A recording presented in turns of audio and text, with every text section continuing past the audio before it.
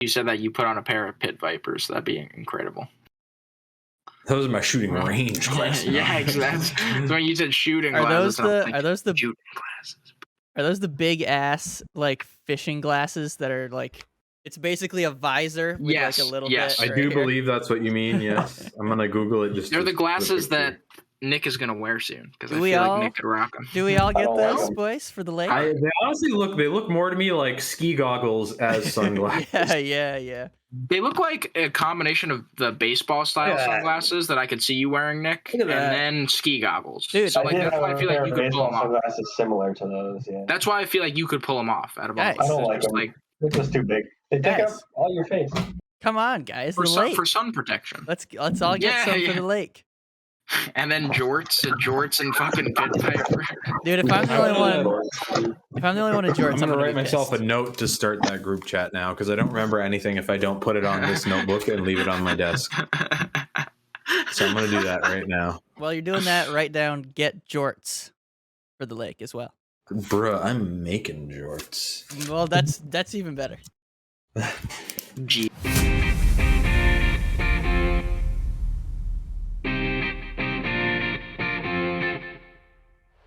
Welcome back, ladies and gentlemen, to the Fifth Line Podcast. Finally, we've all returned from wherever we've been, and we've got all four hosts back in the business. And what a week to be back, gentlemen! My goodness, so many things. What? Something happened. A couple little things, small things. Oh, okay. They're not huge. I missed it. I must have missed it. I don't know.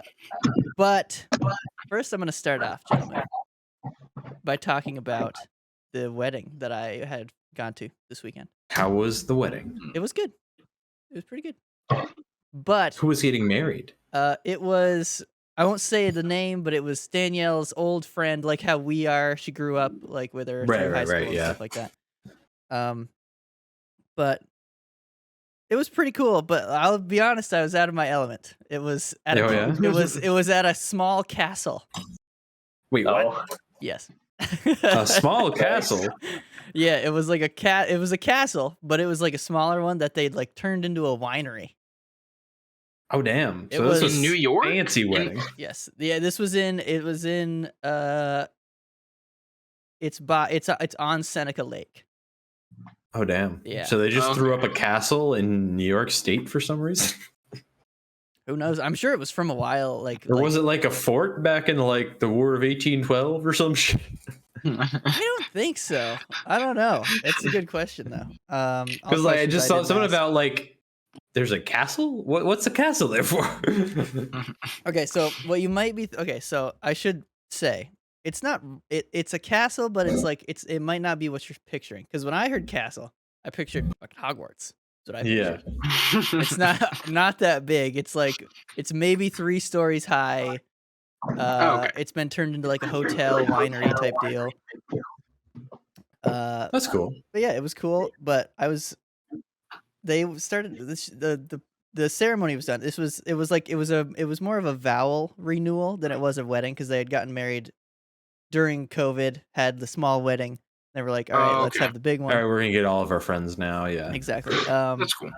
And the lady who was running it was like, all right, so if you want to head over towards that area, we'll have cocktails and hors d'oeuvres.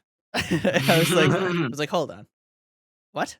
Was that at the beginning, like right off the rip? Right. It was right after they walked, after they had the ceremony and walked back up the aisle. This is my kind of wedding. All right. Love it already. I was like, huh? And then I go up and I'm like, I don't see any beer anywhere. So I go up to the guy and I'm like, what kind of beer do you have? He's like, we got blue and blue light.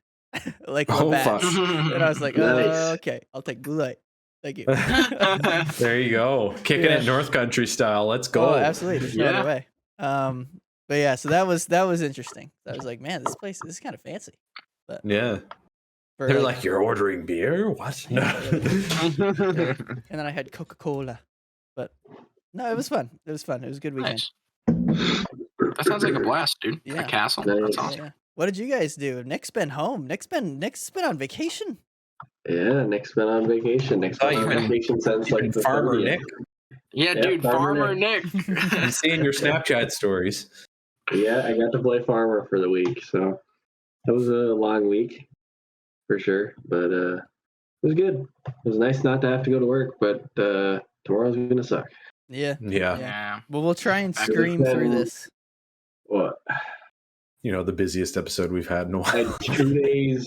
I worked 2 days the last week I worked. I was off Monday, worked Tuesday, Wednesday, and then I was off Thursday, Friday, Saturday, Sunday, Monday, Tuesday, Wednesday, Thursday, Friday, Saturday, Sunday.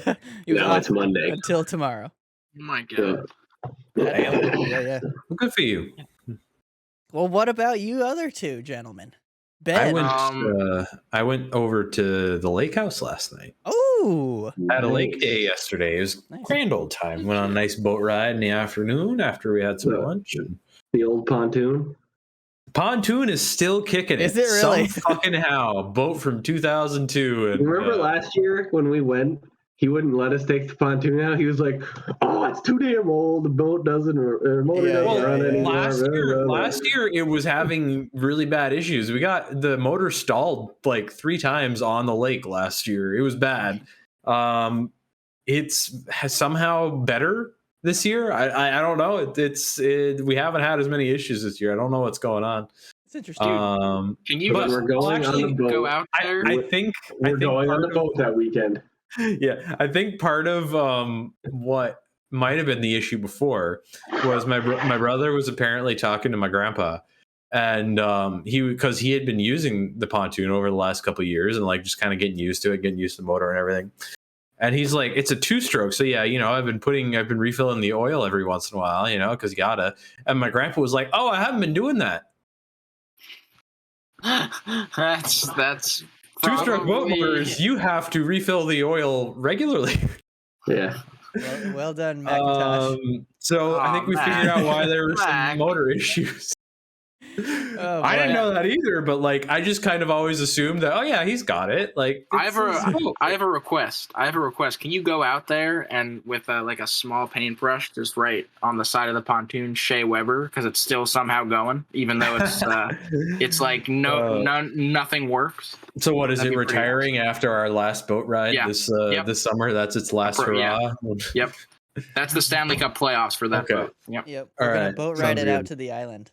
Boat ride it to its death. Yeah, that'd be if it's later in the year, that'll be a bit of a chilly swim back, but yeah. But yeah, went there. That was a fun night last night. That was good. Nice. Yeah. Nice, dude. Mike, you weren't on here, but what I did last night, I went and saw the new Thor movie with my brother. Excellent. And my brother's friend Steve. It was very good. I enjoyed it. All right. I have not yet seen. Me neither. Yeah, no, I don't think anyone here is. Yeah. So it was good. You guys should watch it. I'm sure I'll get to it before too long. Yes. Well, listen, not to derail it too much, but Top Gun Maverick is. I've heard it's very good. Incredible movie. Yeah, I gotta see that. Literally, but it's been so weird because I've seen it like across the spectrum of like different kinds of like social media that I follow. Like every kind of different person is all just like Top Gun Maverick is amazing, and I'm like, okay, I should probably see this. It's definitely, it's just a really good movie. Highly recommend. Yeah. All right. Let's get into it, gentlemen. First and foremost, a big hearty congrats to Duncan Keith. Yeah. Who just retired. Just today. Who Was it today? It was recently. I think it was a couple days ago. So I think that he was just saying that he was thinking about retiring, or he had always like at the end of the year said he was going to retire up until today. It was the end of a contract, right? No, that's the thing. Yeah, he has one more year on it, and by the letter of whatever the fucking CBA law was at the time when his contract, he has one of the now illegal contracts things where it has cap recapture penalties. The Blackhawks are going to have cap recapture penalties for the next 2 years. I don't remember the exact numbers, but I know they were at like around 4 and 5 million. I don't remember which one was for which year, but yeah, I'm pretty sure that it's next year's 5. Okay, yeah, I know it's one and the other. So they have 2 more years of cap recapture penalties, and Edmonton, by the ruling, I don't know how it all works, but everything I've read has said they were supposed to get a cap credit, as in they can go over by a certain amount. I don't remember what certain amount it is. And that's big for Edmonton. That's big for But I also remember Bill Daly at some press conference. I don't remember what press conference it was, but Gary Bettman's like right-hand man guy said that wouldn't happen. Like that if Duncan Keith was going to retire, that probably wouldn't happen. So I guess they're just going to bullshit that ruling, I guess. I don't know. I guess the NHL is just going to be like, no, they're not going to. I don't know. It feels very NHL, but because we don't understand. yeah, basically. Yeah. And there doesn't seem to be any rhyme or reason of why it's happening. It just kind of is because the guys in charge say so. That's just the NHL in a nutshell. But yeah, I get that. But yeah, Duncan Keith retiring. Let's focus more on his career. What are some of his stats? Well, at his retirement age. He had 106 goals, 646 points, so 540 assists, and a plus 159 rating, which is one of those, as we all know, it's one of those stats that it doesn't really mean much unless it's skewed heavily in one direction. Yeah. Which that's pretty heavy. So he's a good defenseman. And he did all that in 1,256 games played. So he's over half a point a game. Damn. Yeah. That's really good for a defenseman. Yep. That is very good, especially when he played, because he played in the scoring started to ramp up here, especially among defensemen. So yeah, he played. I mean, it wasn't like dead puck era like early 2000s, but it was still the scoring wasn't that crazy at that point yet. Yeah. So and 3 Stanley Cups, I guess, would be the other important thing. Yep. 3 Stanley Cups. He won the Conn Smythe in the year that they took out my Bolts in the final. So yes. Yeah. Wasn't he like one of 3 viable options they had, and they just ran him for 35 minutes a night, and it was somehow still fine. Yeah. Yeah. Because he was insane for a few years there. That was him and Seabrook carrying the load in the back end after. Well, that was because that was the year they had 42-year-old Kimmo Timonen just there for fun. That was playing. He was playing 3 minutes a night. Yeah. Or was that 13? I don't remember. One of those years they had him doing nothing, and Duncan Keith was just being a fucking workhorse, playing 35 minutes a night. Insane. Bolts legend, Brent Seabrook. Oh yeah, yeah. Still on the books there, right? Hell yeah. All right, and now to some big news, some very exciting news. Mike Greer. Making history. Yes. Yeah. Making history. Hired to be the general manager, the head honcho of the San Jose Sharks, becomes the first black GM in NHL history. Yeah. Good for him. Very cool. I know nothing of him. A little overdue. And I do not pay yes. Yeah. And I do not pay attention to the Sharks at all. So I don't really have a lot of feelings about that, but it's really cool that just getting a chance. And just the fact that it's a new guy. New.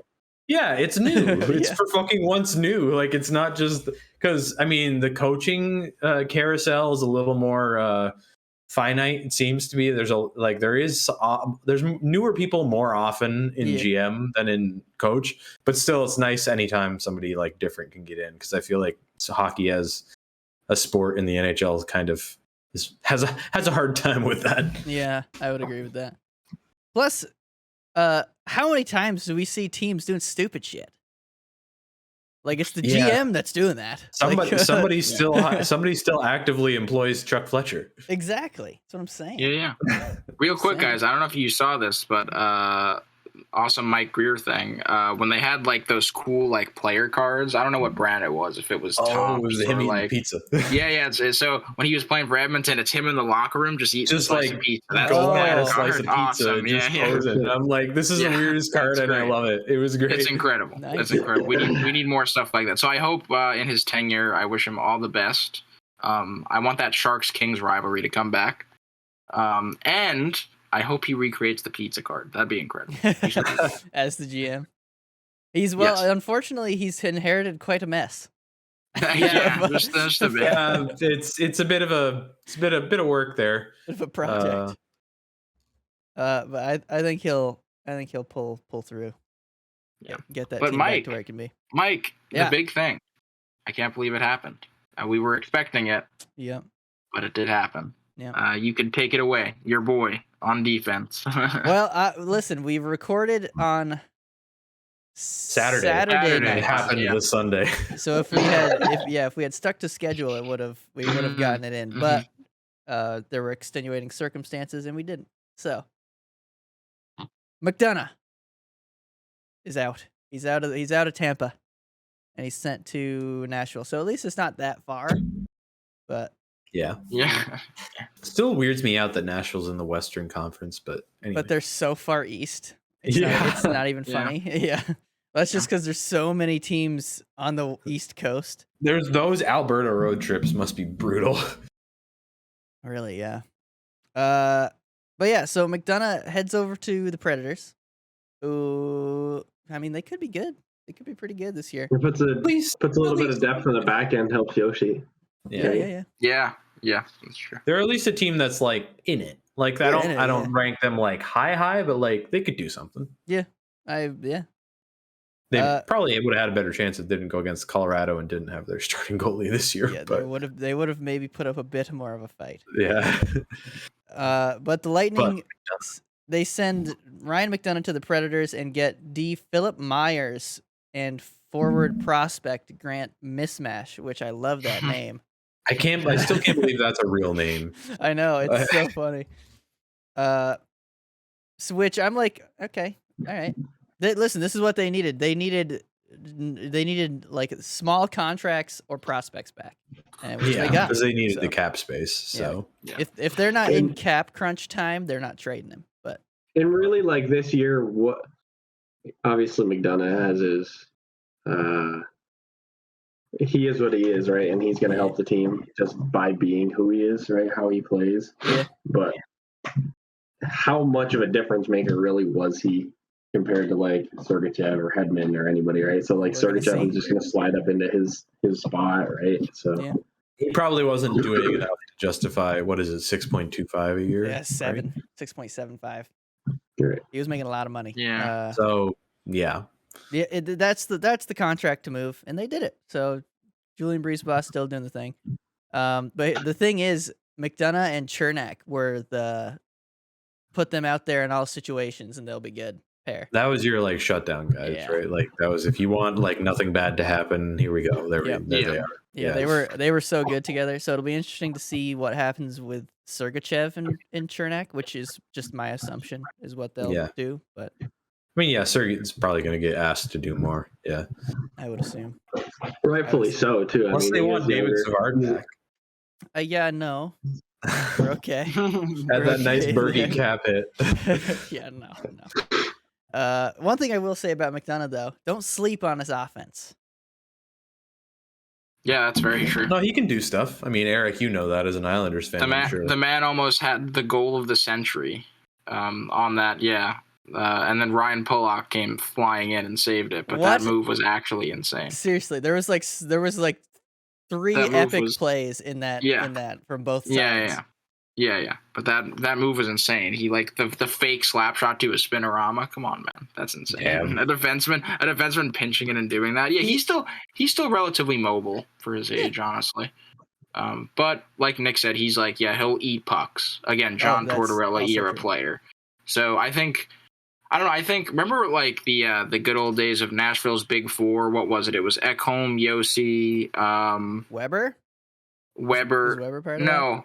Subban and Ellis. That was their big four. Remember those 4 D-men? That was awesome. So I feel like, I don't know, like seeing McDonough go there, I just get that feeling like it's like they replaced Ryan Ellis. Yeah, it's like they replaced Ryan, like prime Ryan Ellis. And also, McDonough does not seem to have the injury issues that Ryan Ellis has. So yes. So now you have, like Nick said, you have Yossi, McDonough, Ekholm, like still all very serviceable D-men.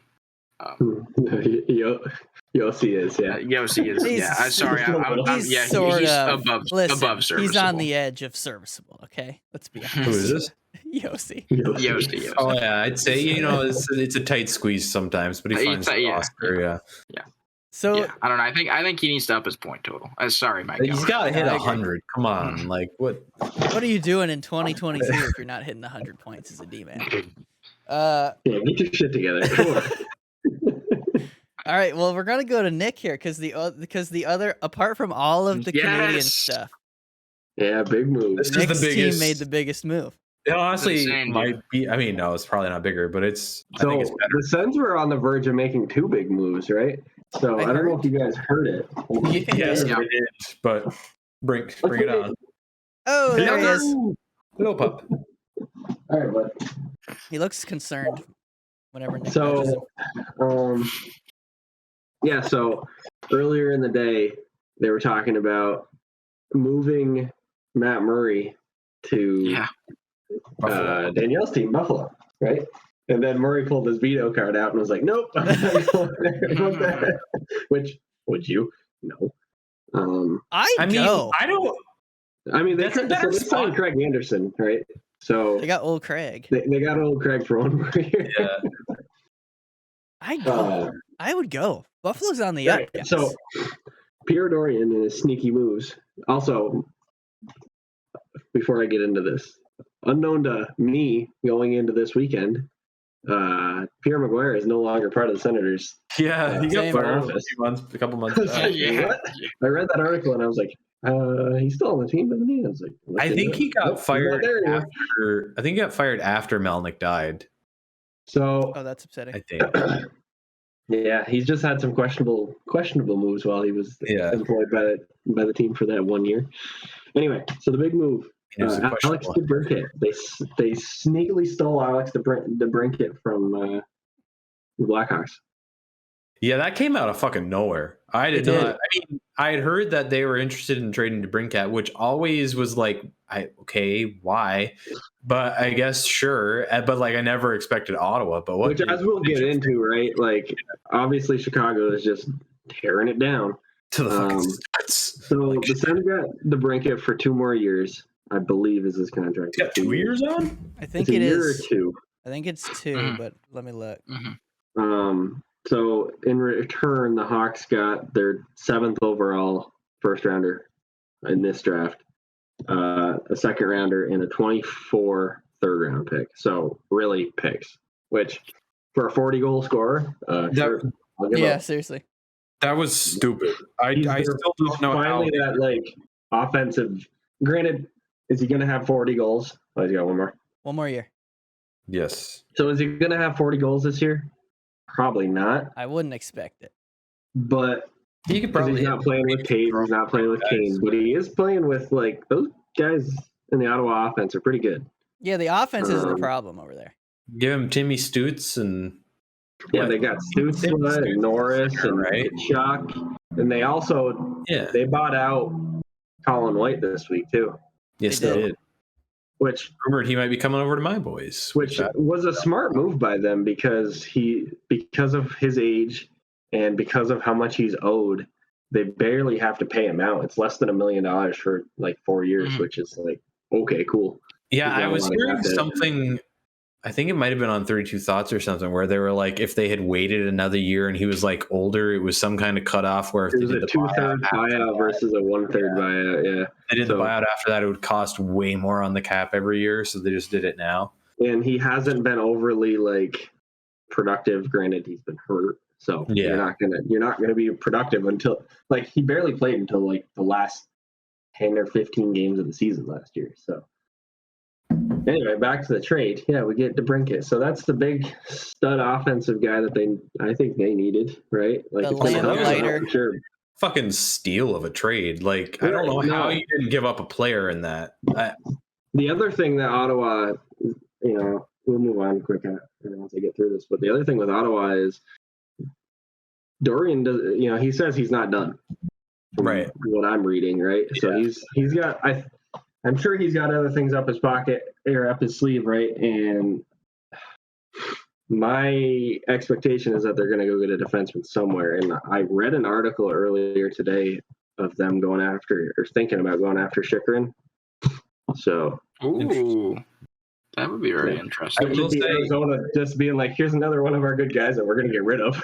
Yeah. I saw Friedman was tweeting today that Toronto is still in on Murray for some reason. Yeah, I saw that. I It was confusing. so They're do gonna you get rejuvenate back a Sandine who's an RFA right now that they seem to be having a hard time Ooh, yeah, that's a good in pickup. their negotiations with him on D? That might be something. Imagine I just keep seeing it and I'm like, why. It's not like that's a good cap hit. no, that's what I'm saying. Like, so He's a they bad really captain for 2 believe. years. He hasn't performed.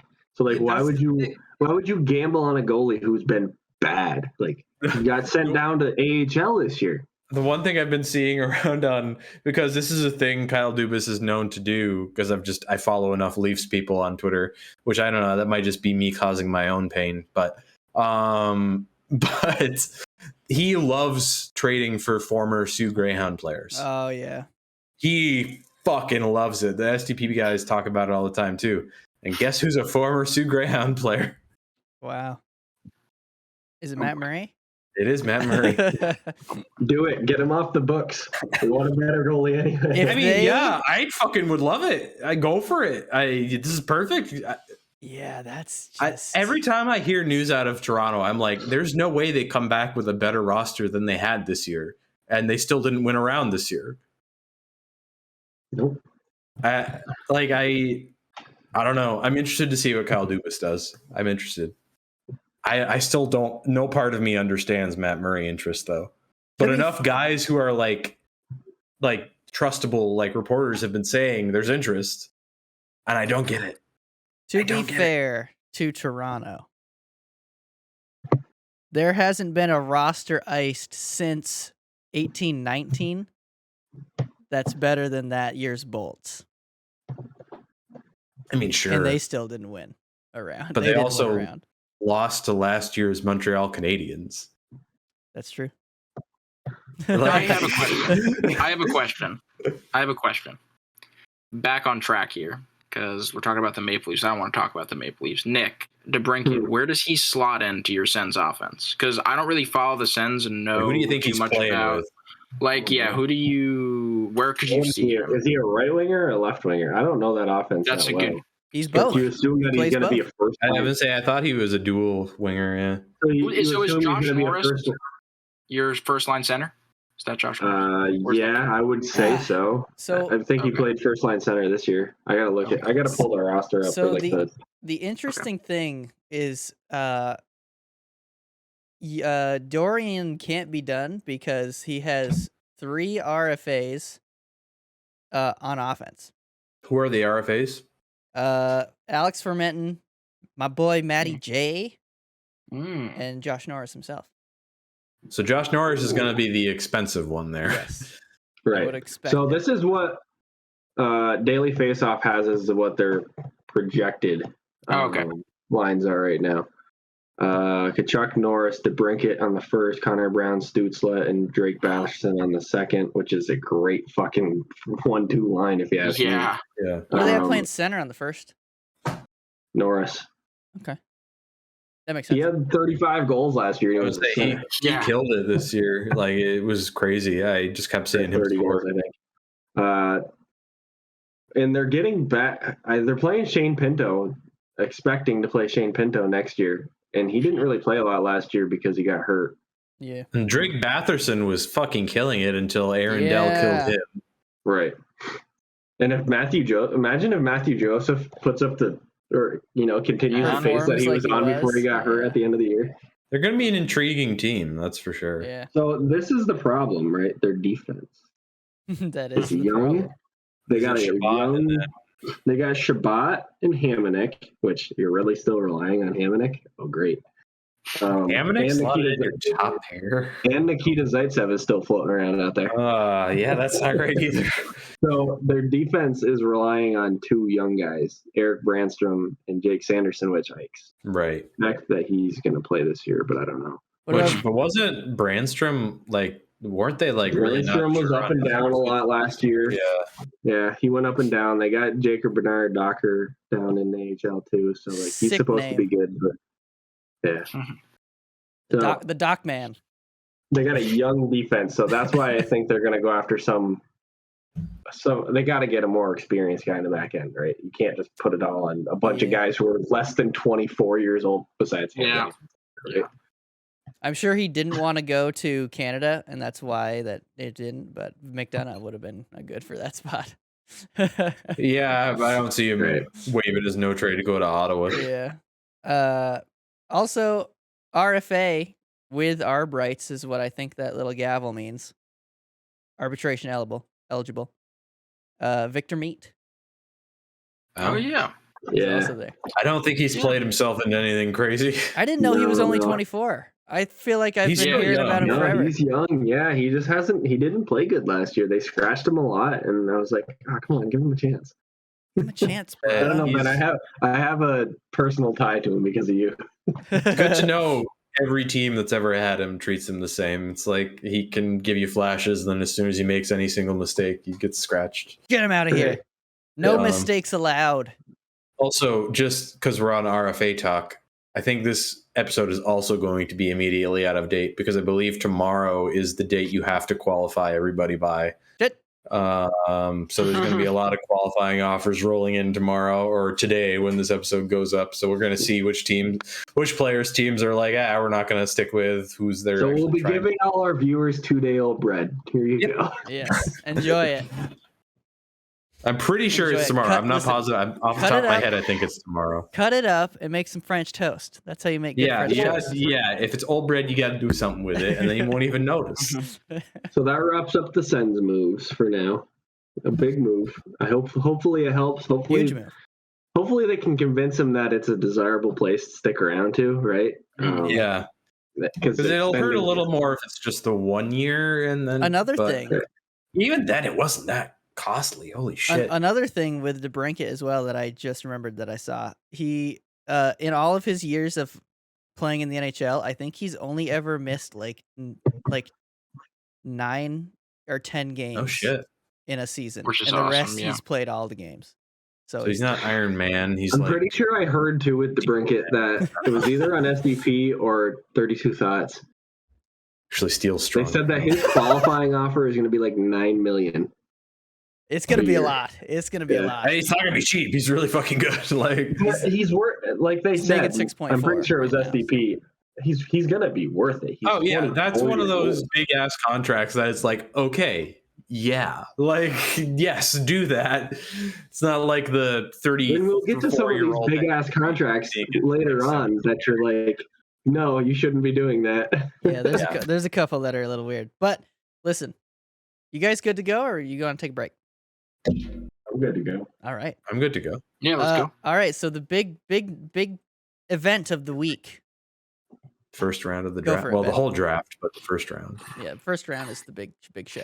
But Well, I have my own spiel, but what did you guys think of the opening of the draft theatrics? well, I was laughing when they. I didn't watch it. I didn't watch it either. I was stuck in a hayfield all day and all night. I was in the field till 9 that night, so I didn't get a chance Dang. to watch. Oh, yeah, it's summer. You got the sun up till pretty late. Yeah. I was watching, and Yes. I gotta say, I don't think I've heard worse French from a human. Gary from Gary Gary was Bettman. having a rough, I did hear that. Oh, rough dear. time. Holy fuck. I Oh, was dear. like Jesse on SDP nailed it. He was like, it's like the TikTok sound. I'd honestly rather you just call me a slur. You'd rather just not speak French. Like, what the fuck was that? It was real bad. But man, they really love to boo him, eh? I That was mean, the that's other like a thing. legal That's like requirement in everywhere. any NHL barn, but like, Yeah. yeah, they were giving it. And I was like, good for you, fucking Montreal. This is the crowd Yeah. I know. Let's Yeah. go. But yeah, no, that was pretty much it that I noticed. I was like, wow, he can't speak French. And I liked Marty's French. His French was good. Well, yeah, of course. Obviously, yeah.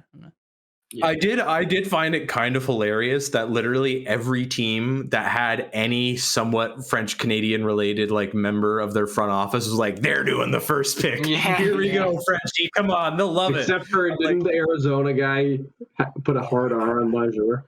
Bonjour, Hard J, Montreal. hard J as well. Oh my goodness. Bonjour, yeah. Montreal. Yeah. Oh no. Thank you for your hospitality. Which also, but Okay.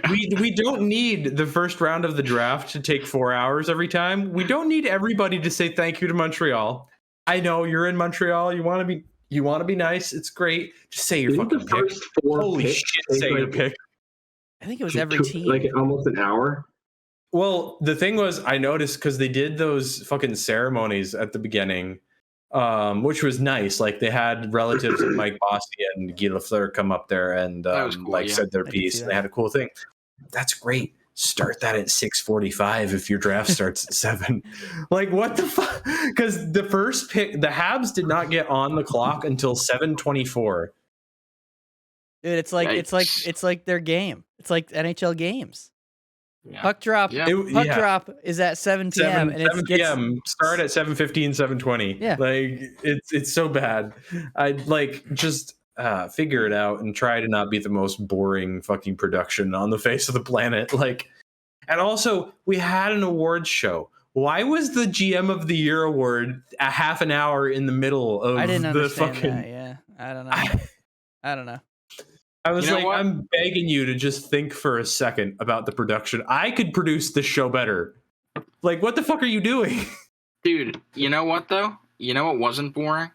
The fact that Montreal picked a certain player first overall. Did you Ben, guys hear me yell "fuck" like 5 times from so my office at work? The reason I knew is because I went onto Twitter and Ben just tweeted LMAO. Fuck, and I'm like, they definitely took Slavkovsky. Yeah. First. Oh goodness. They did. Yep. I don't want to. I'm not going to say anything to this because I don't know anything about Shane Wright. I don't know anything about this Slavkovsky. No whatever. Valiant effort. Valiant effort. But I was listening to like we all do. I was listening to 32 Thoughts and STP, and I don't. it sounded like a lot of Montreal was okay with the pick. And I know, I know you have your own opinion on it, Ben, but why would they be okay with this guy rather than Shane Wright, who was supposed to be the shoe-in? Right, we're gonna get to it with the Kirby Doc trade. It kind of went in line with sort of how Ken Hughes and Jeff Gordon have been treating the rebuild so far, where they're stocking draft capital, but also they're trying to get as many like guys who are probably going to be good and are already like 2 years into their development. Mm-hmm. They're trying to sort of put a bit of a speed boost on the rebuild, I guess is the best way to put it. And it's not that Slavkovsky's a bad player. He, by obviously not if he went first overall. Right. By all appearances, he's going to be very good. And they all but assured that they're going to try him with Cole Caulfield and Nick Suzuki, because they did a whole thing of after he got picked, they brought him into the dressing room and they had his jersey up there between Caulfield and Suzuki. Ooh. And they're so like, that seems to be their plan for him. Like that's their winger, I guess.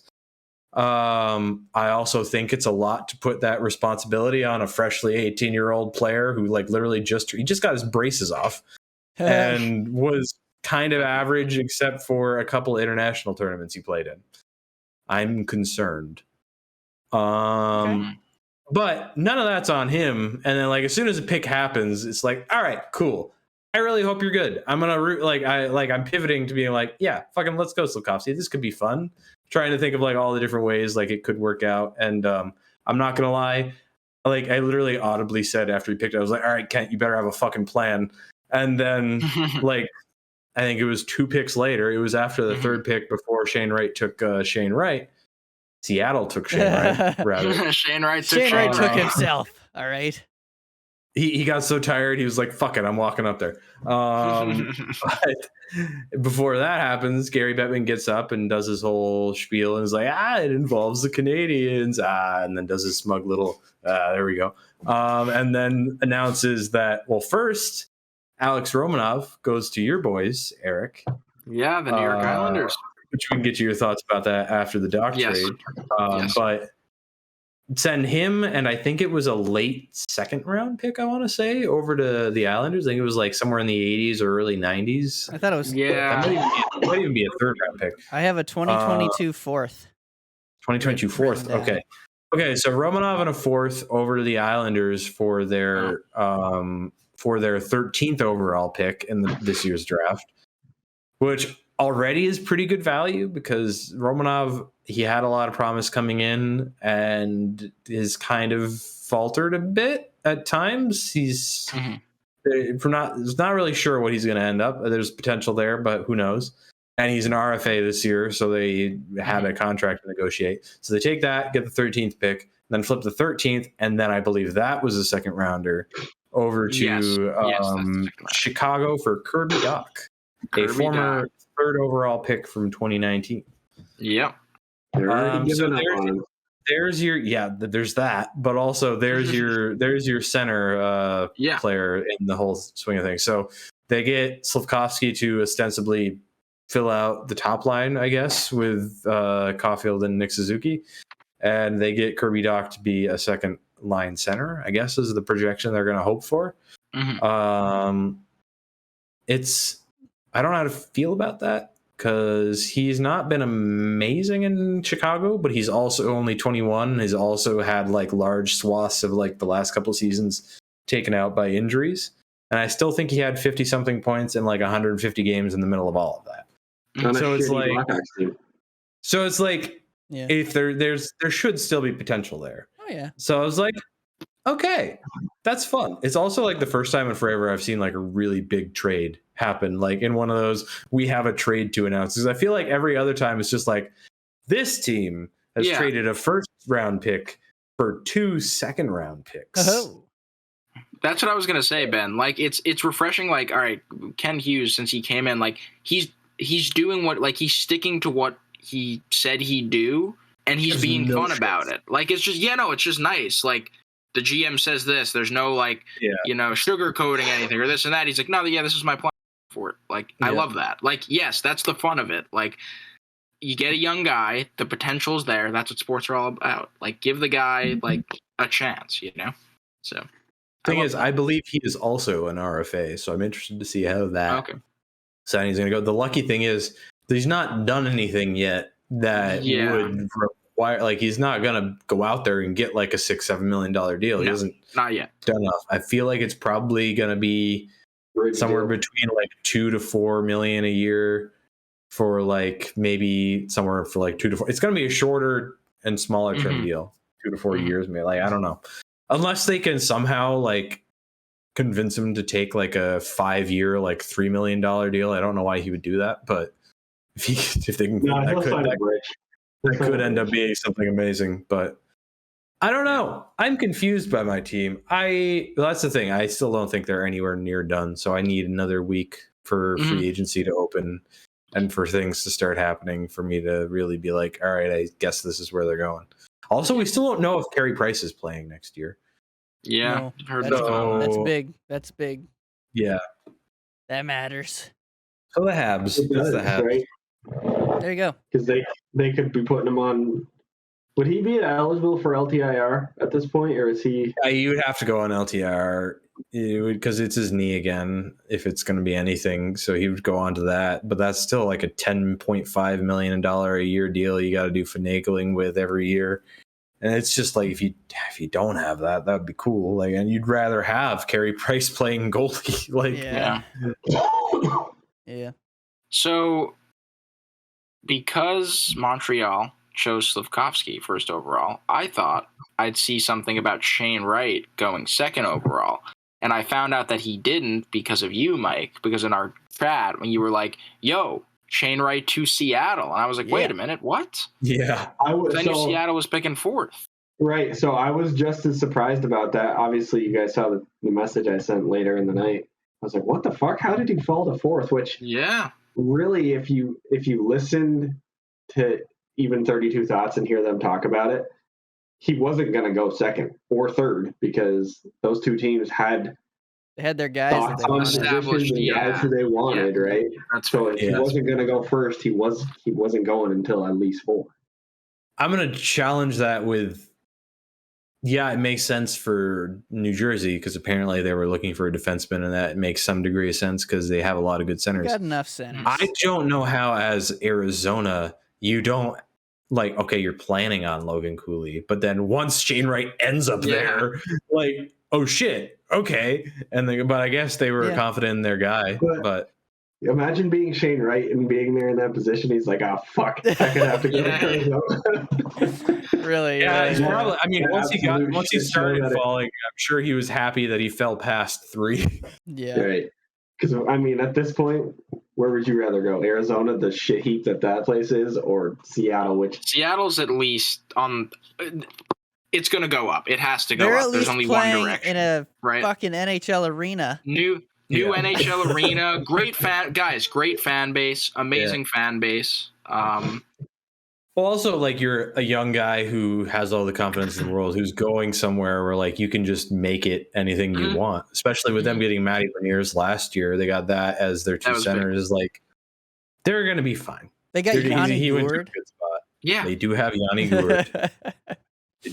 Gourde. Yeah, I was excited because they're my West team. Because you know, why not? So I think Kings and the Kraken are my West teams. Well. Kings and Kraken. Oh, nice. And my boys. Right. I tried rooting for them at the beginning of this year, and I was like, "Yeah, it's gonna be fun. It's gonna be just like Vegas." And then they sucked out loud. And then they just kind of kept losing. I was like, "All right, guys, you're not even my team, so you need to actually do something for me to keep watching." It's so funny that we say that because like for us at our age, we never like Vegas is like our first expansion team where we're really following hockey. Yeah. So like that was the standard for us, and we didn't. I guess in hindsight, how unreliable was that example? That one data. To be point. fair, they also holy fuck, they fucked that draft up. Yeah, that draft. My God, Seattle did. Yeah. So, all right, we've talked about right. I kind of want to get into Romanov a bit. Yeah, you guys I was gonna say we got to talk about that. Yeah, let's talk about that. So, I guess after reading just so many tweets on that, the initial reaction to the Islanders fan base is like, "What the hell?" Because like, who the hell is Alexander Romanov? Like, I know who he is because of you, Ben. I follow the Canadians more because of you. And initially, I think I was a little bit surprised because, again, the Islanders' problems are scoring. So it's like Alexander Romanov, not a real offensive defenseman. You're right, he's not. So, but when I hear all of the things that people say about his potential and his size and the type of like player he is, I definitely see why he would like. I don't know. I just think he'd gel with the Islanders' defensive system and D-core very well because the Islanders are a defense-first team. Yes. And Alexander Romanov is 22 years old, 6'1", 209 pounds, big boy, loves to finish his checks, and I know that all the hit compilations you can find of him. Of all the things he does, that is his wheelhouse. He can lay a fucking hit. Yes, and so when I think of the potential that he has, and I know he's kind of faltered, but now he's going to have a pretty steady and solid defense in. So he'll have Noah Dobson projected to be playing alongside him. So your two lines would be a Pelech-Pulock line and then a Romanov-Dobson line. And that's really awesome. I think that's a great environment if you want Romanov to really develop and see, hey, what's this kid made of? I think I'm comfortable with all that. Still a little bit uncertainty because of his repertoire, I guess, his resume so far. Well, to be fair to him, Montreal teams, not the best Montreal teams. Yeah, just so this is his like path. He signs a 3-year entry deal. Mm-hmm. The first year of it, I'll never understand this. The first year of it gets burned for him getting signed and then brought into the 2020 bubble with the full knowledge that he will not be able to play. They did that. And they just okay. So that was year 1 of the 3. The year 2 of the 3 was the Canadian division season where they go to the cup final. He never really seemed to find his footing all that well. He started kind of strong. He was a little all over. That team was a little all over. Yeah. And then he never was really able to find his footing in the playoffs, but also he was getting pulled in and out of the lineup all the time until they randomly threw him back in the cup final and were like, hey, here you go. And believe it or not, didn't go the greatest. Although he did score a goal that forced overtime, I think, in their 1 win. So there's that. Or he might have scored the first one. Anderson got the winner. Did he? Anyway, Romanov, he and then had it was an up and down year this year, but granted, it was the most cursed year of all years for the Habs this year. So like, how much do you take out of that? So yeah, there's room there for it to maybe be a bit of a blip, and he kind of develops a bit better and goes to the Islanders. I just think he got really hyped coming into Montreal to be like the savior, be a 1 or 2 guy. And I think he more so fits in like a 4 or 5 spot. Yeah. And that's, I mean, based on what the Islanders are doing, you've locked up Pelican Pollock, so that's your 1-2 for a bit. Right, if that's what you're doing. And I just think so. Another thing, Romanov is been, apparently he skates well. Apparently he's pretty mobile. He moves pretty okay. And so obviously this comparison is just ridiculous. But I saw a tweet: the Islanders got 23 years younger on left D because Noah Dobson was playing with Zdeno Chara, and now he's playing with Alex Romanov. And that's freaking crazy. I would say Dobson will have a much easier time just because his partner will be able to skate with him. Yes. And so when I think of the toolkit that Romanov has, again, like I said, right, the size, the skating, all of that, the Islanders team, what are they known for? Having a system that makes players overperform, right? So if you're gonna squeeze everything out of Romanov, all that talent, and get him to develop, I think he's in the right place for that. I also have no idea how Lane Lambert's gonna run the team. I'm saying that's true. Yeah, you don't know what the system. So that's again. Yeah. So right at the end of the day, is it exciting? Yeah, I'm excited about it. Do I know what's gonna happen? No, but for all the reasons I said, I'm optimistic about it. So the one worry with him for me is, a lot of the times with the defensemen, okay, yeah, sure, it takes a longer time for your defensive game to get there in the league, but like if you have some amount of other abilities, your offense usually shows up. It's not really showing up. It's not even that his decision making is so wonky. Yeah. The amount of times I'll see him shoot shots off shin pads, take way too long, take a shot and just wrap it around to nobody. So I will say this: Noah Dobson, not this past year, the year before, did that same thing. Every shot off a shin pad, and then this season, he broke out finally, and that makes me very excited. I don't doubt he very well could become something. Yes, I hope he does. Again, like you said, right? You get a guy. I'm not going to be like, who is this guy? Get off my team. No, he's on the team. Root for him to do what. Yeah. You know what he's got to do? He's got to go to the school of Sergachev. I need not make him cut off his flow. It's glorious. Oh, sorry. Yeah. Nah, they're going to make him do it. Yeah. It's bullshit. No. It's bullshit. I know. It's beautiful. It's so flowy. Buddy. It's like, Actually, Mike, you are right. Sergachev is the king of let me fire this puck and it doesn't hit anything and then goes into the net. I don't know how he does that. It's freaky. Mind shit. Well, you watch him next year. If you ever watch Bolt's game, watch him when he gets the puck up top, because he's the king of defensive stutter stepping. He'll do a stutter step that gets his defenseman, the guy defending him, it gets him to stop for just a second. Mm-hmm. And then Sergachev keeps moving and gets just that fraction of a lane and then shoots there. And then shoots there. That's the best thing he does. And it's always the shifter, whatever the fuck. snifter. Yeah. Jeff It's calls it up. the snap wrister thing. But yeah. Yeah. All All right. right, guys. I gotta use the restroom. That's a good place to stop because when we get back, we'll talk about the trades that have happened over the last couple days and what we've had for free agency signings. Indeed. Oh yeah. All right. I'll We'll be be right back.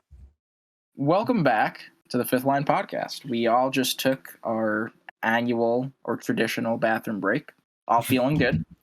And we're going to dive into some trades now. And the trade that we're going to start with is the Avalanche trading for Alexander Georgiev from the New York Rangers. Yes. And this is obviously a pretty big one because a big question mark after the Avs won the Cup was, is Darcy Kemper coming back, or is he going to test the market and try to get his money? You know, because I think he was asking for around 6 to 7 mil. Mm-hmm. I don't know the term that he was asking for, but the Avs, with the amount of UFAs that they have, couldn't really take on a goalie contract that looked like that. So they bet on Georgiev from the Rangers, and they signed him to a 3-year, $3 million extension. Nice. Which is kind of interesting. If we're going to give anybody the benefit of the doubt, we probably should give the team that literally did this last year and then went on to win the Cup the benefit of the doubt.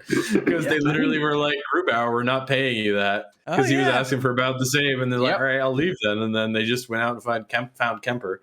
Yeah. I don't know if I don't know if Georgiev's the answer, but I'm interested. I do want to first off. Let's just remember this. Sakic is an ex-goalie. I think he knows what he's doing with goalies. Defenseman. Yeah, he's not a goalie. Center. So yeah, I was going to say, I think he's a forward. So with Georgie's a weird one because I think he's better than people think. Yeah. And it's going to be hard for him to look good when he is backing up the Vezina winner. Yeah. This is true. Yes, I agree with that. Two things. First, going to the Rangers. I forgot I was talking about the Avs. Going to the Rangers is a 2022 third and fifth and a 2023 third. So all picks. So the Rangers are doing their classic, and they're really not like that consequential of picks. No. I mean, they're picks, and it's not great to send them all out every time. For the Avs, no. For the Avs, no.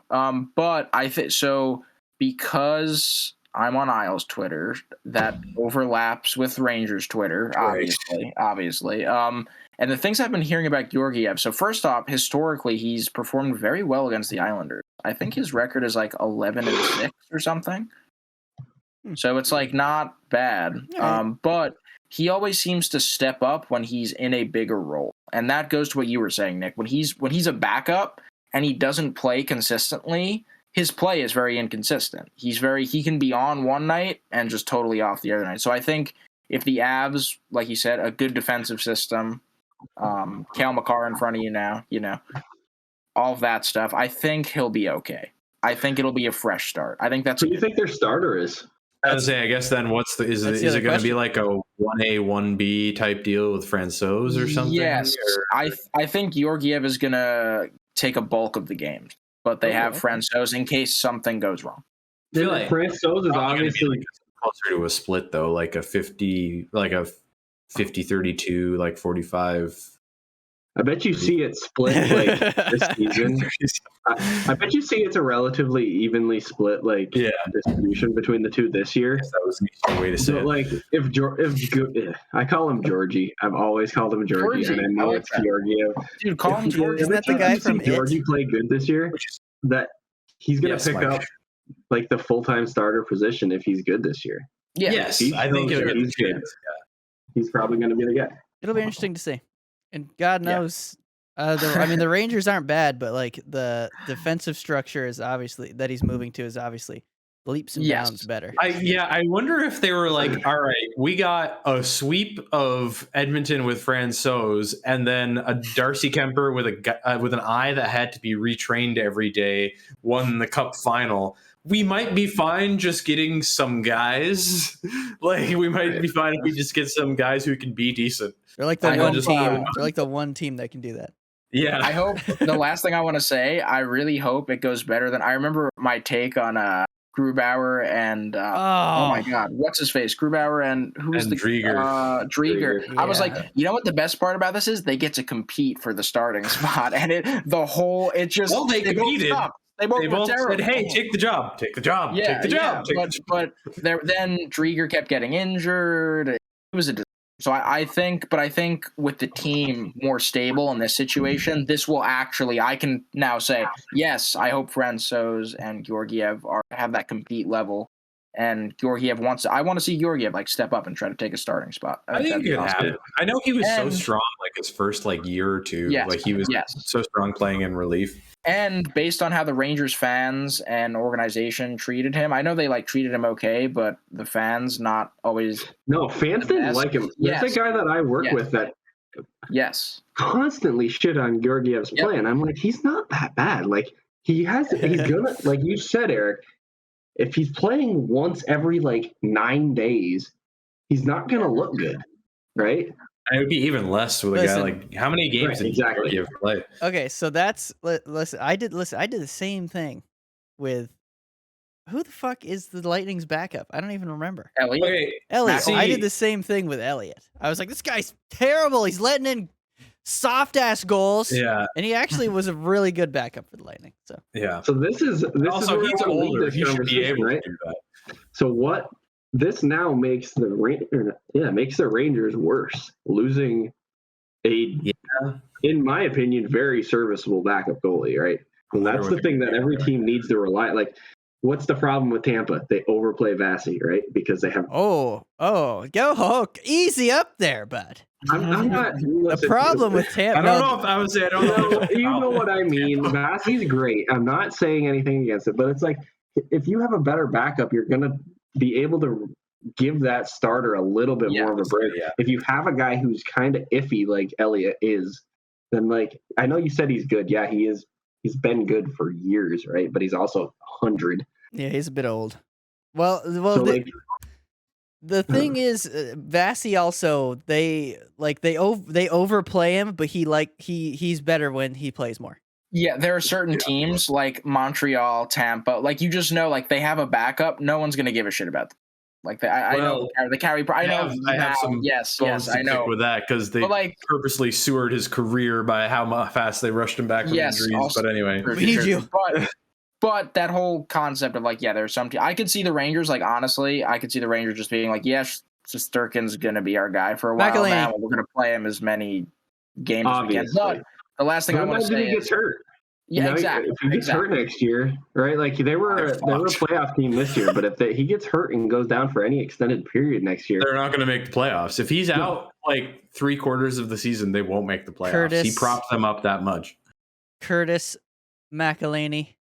I know. As a fan of a team who did that for years, it's not going to work if he's not there. So to conclude this, the cherry on top for me. For this trade would be to see Georgiev thrive on Colorado and shit on all those Rangers fans who were shitting on him. That'd be wonderful. Let's go, Georgiev. And speaking of goalies, the next trade, guys, this one came out of left field. Detroit traded a 2022 third to St. Louis for goaltender Ville Husso. Oh, so I guess they didn't like how Ned did last year. I don't blame him. Can I just say as well that Steve Yzerman, with his first pick in the draft, just got up there and just wasted zero time. I love that. With like, whatever pick drafting this dude, it was so fast. I loved it. Perfect. I was like, thank you so much. I wish like most of you did this. It was so funny. But no, we need to have like 15 people and like 2 random kids. Yeah. Sure. You remember when Stevie Y got into Detroit and we said, you watch out, Detroit's going to look good in a couple years. They're coming. Detroit's looking really fucking good. They're 2 away from being... They're coming.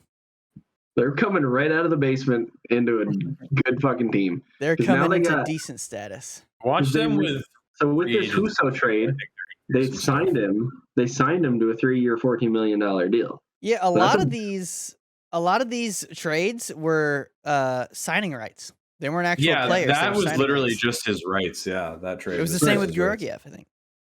So, Yes. I mean, you have to assume that if a team's doing this, they're going to be able to lock that deal down because you're not going to trade something and be like, yeah, no, fuck, we lost out on him because he doesn't want to do this. Yeah. Yeah. Imagine.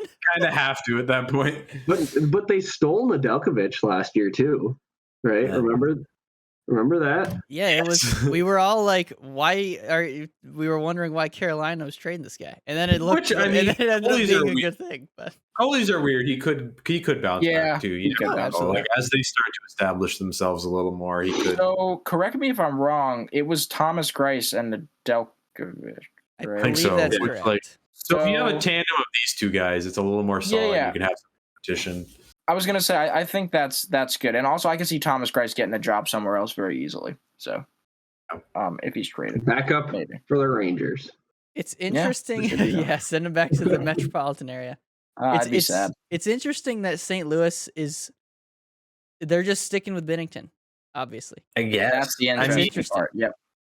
He really just had like a 6-game stretch where he like brought it back.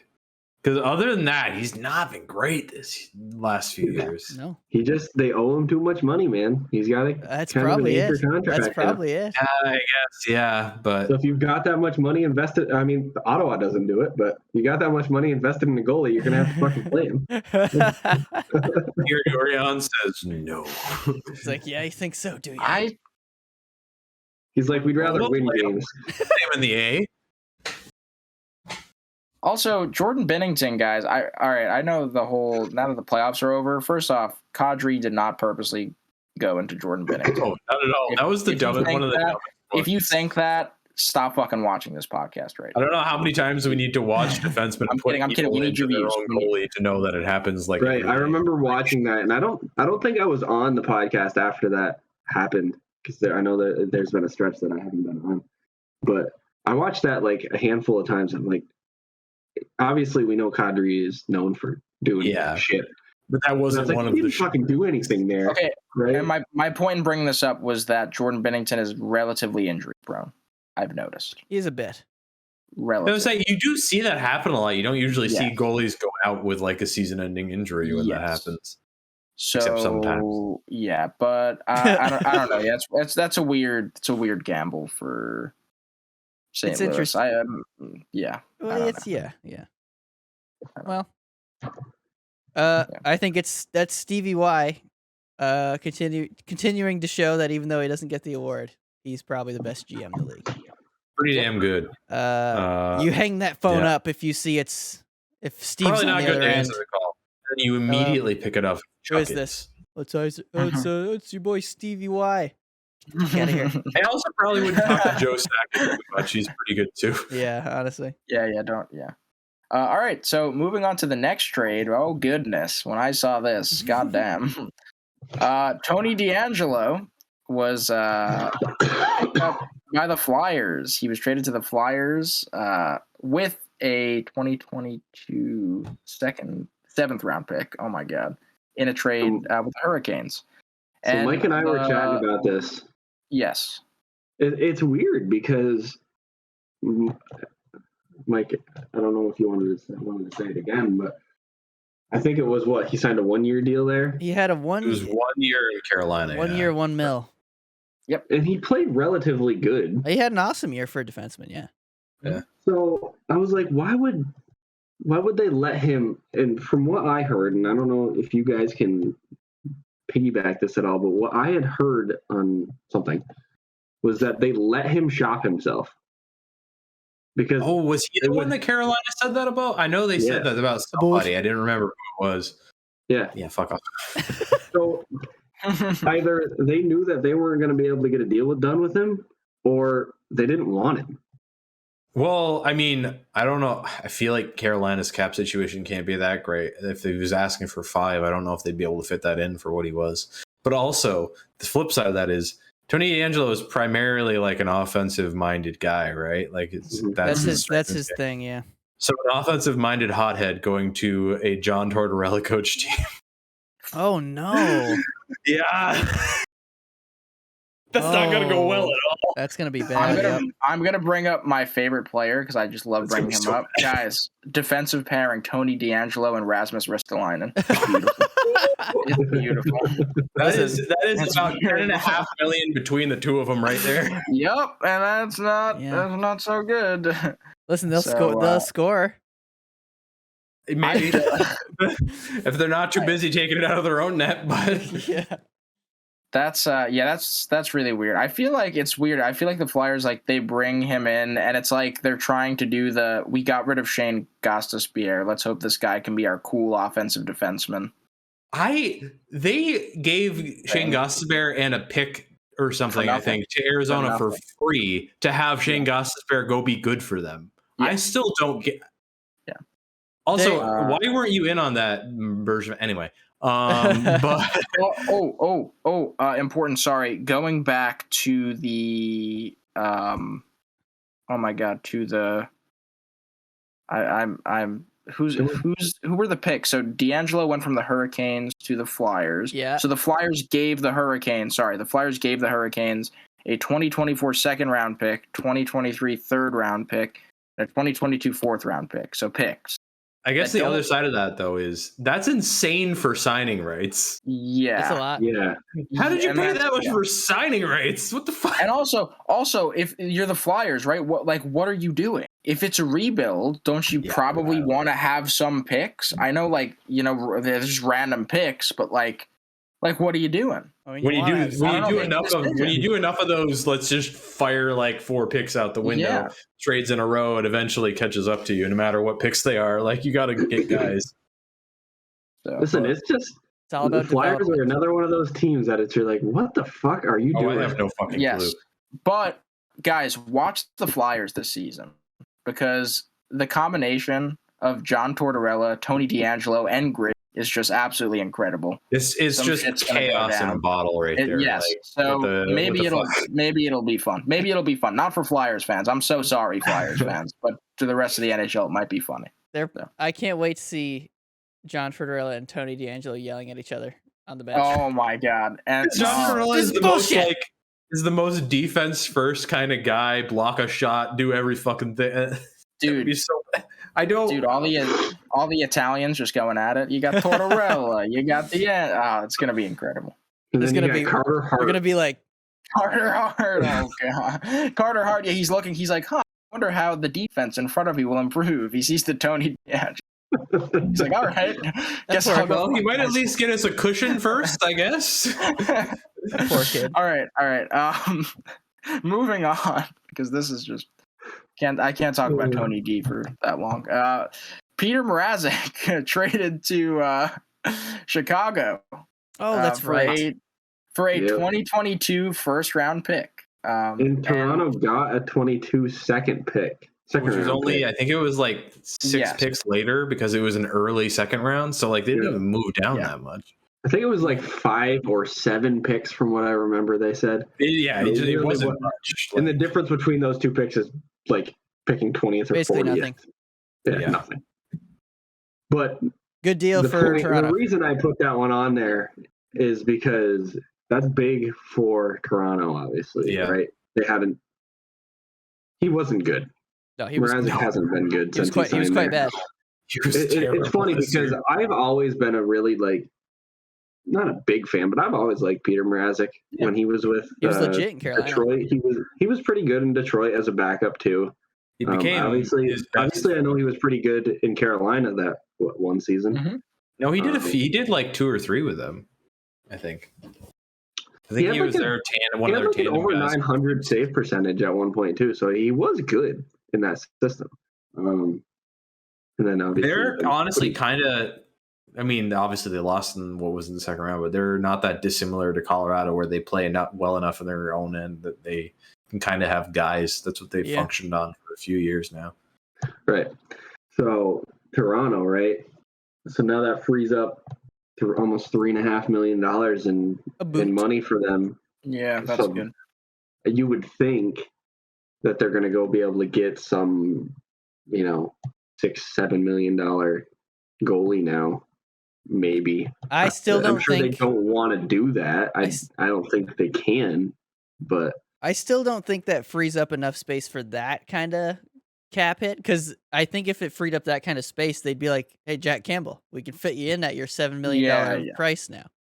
And everything I've heard about that is that he's absolutely, almost certainly not No, he's coming out. back to Toronto. Go, you got to get your money when you can get your money. That dude's made like barely over $1 million for his whole career. Yeah, and now he's like a bona fide starter. He's got to go get. You got to go get your money. it's weird because I heard that a lot. There's a lot of teams that want goalies right now, but I'm thinking around the league, I'm like, there isn't a ton of teams that really need goalies though, because like Edmonton does.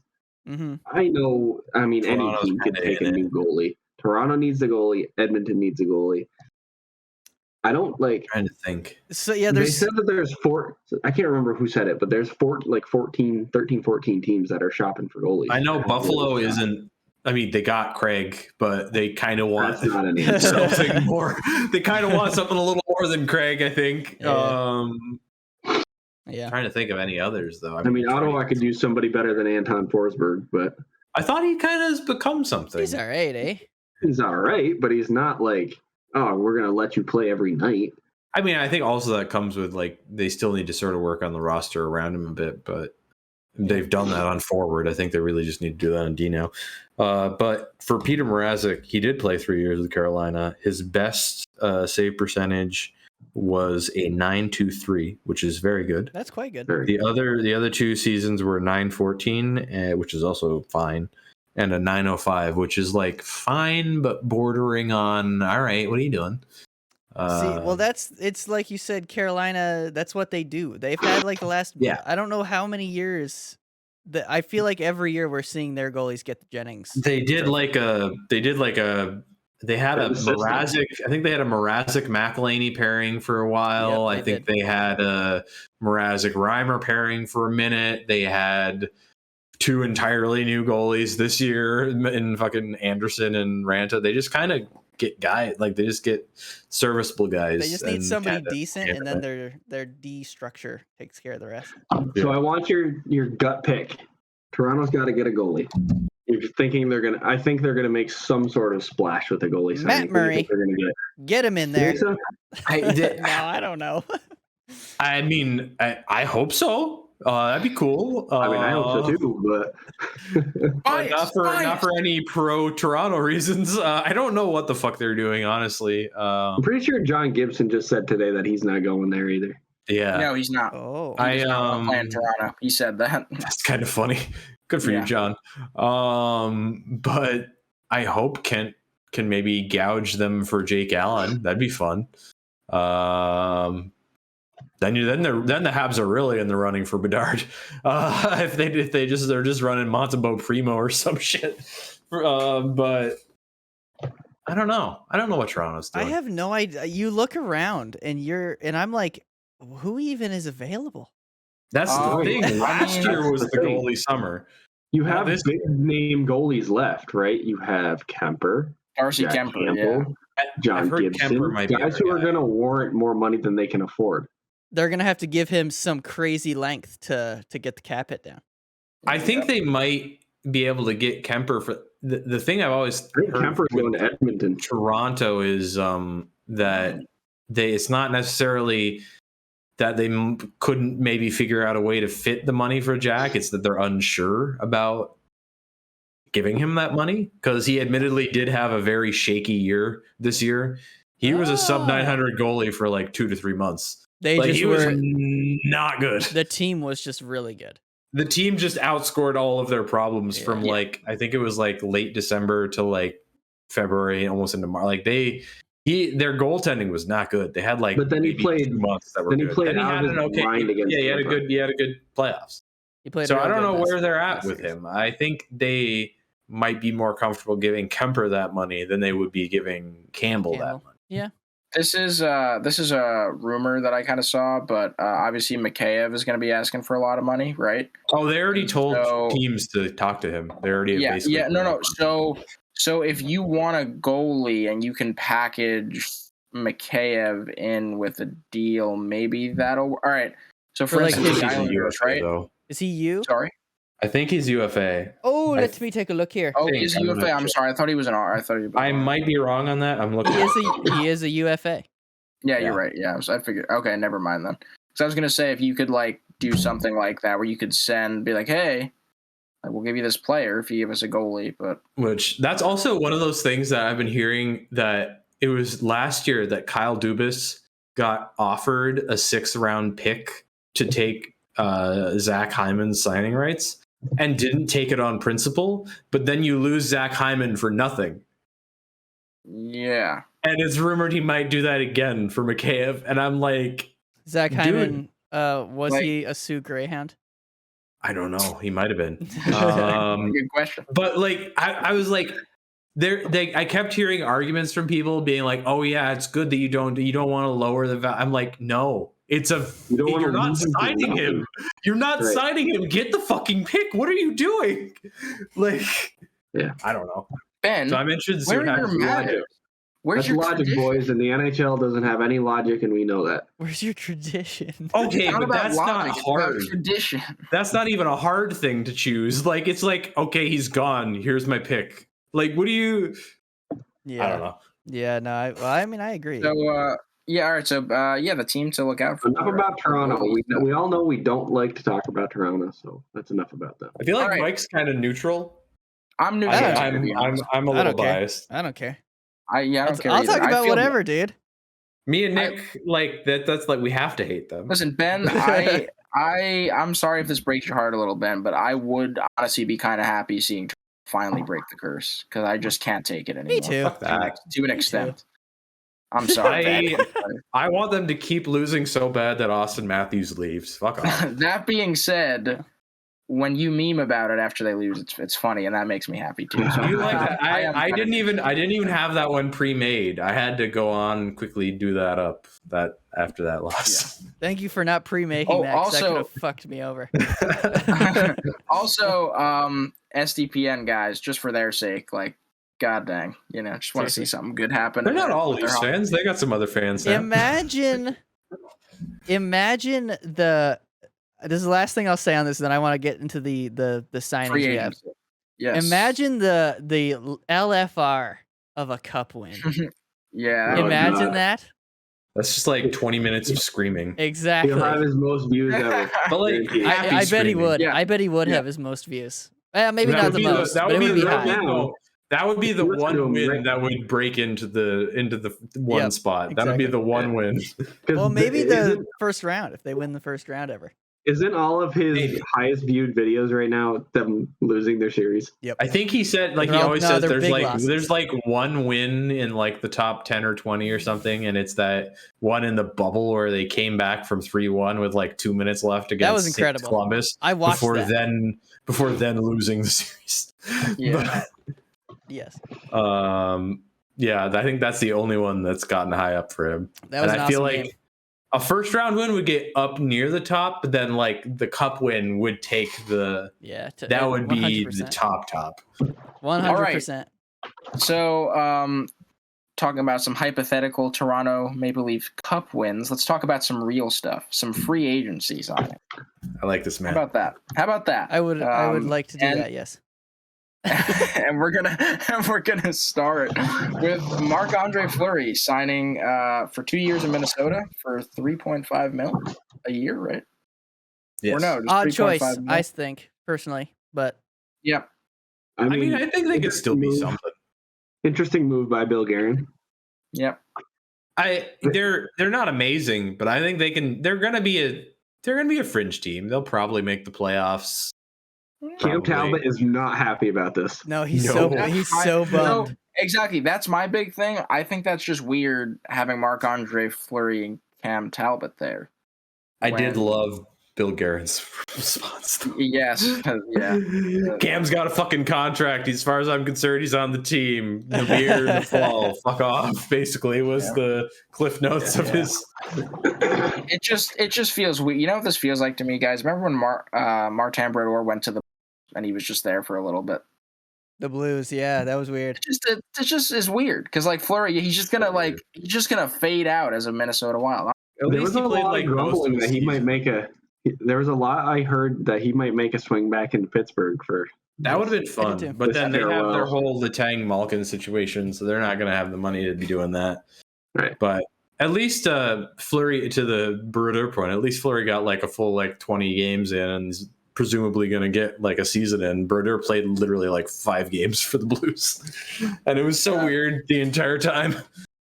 But I don't know. Yeah, I feel like he could have gone other places. That would have been a better bet, but I don't hate it. I mean, if he liked the fit with the team and he liked where he was at when he played with them last year, I can understand it. Like, he doesn't want to be moving. Oh wait, no, never mind. I was gonna say despite them misspelling his name, but then I remember that was Chicago. That was Chicago. That was so bad. Well, also, just real quick, breaking Chicago news. Oh. They are not tendering a qualifying offer to Dylan Strome for some reason. And I feel like he had a decent season last year, so I'm just gonna Google his stats. They need somebody to fucking play. What the hell? That's the thing. I don't know what the fuck they're doing. They got Kubalik as a free agent this year too, so what are they going to do with him? Him as well. I saw somebody tweet that today, but they've confirmed by the Athletic that they are not qualifying Dylan Strome, they're not qualifying a guy who just had 22 goals, 26 assists for 48 points in 69 games on that Chicago team. Boy. What the dear. I'm fairly certain that means he becomes a UFA. If you don't tender a qualifying offer to an RFA, I'm almost positive that makes you become a UFA. Are they brothers? Him and Ryan? Yes. Oh, the two brothers. Come on, go somewhere the same. Or maybe Dylan goes to the Islanders. Where's the other Strome? Ryan Strome is a UFA.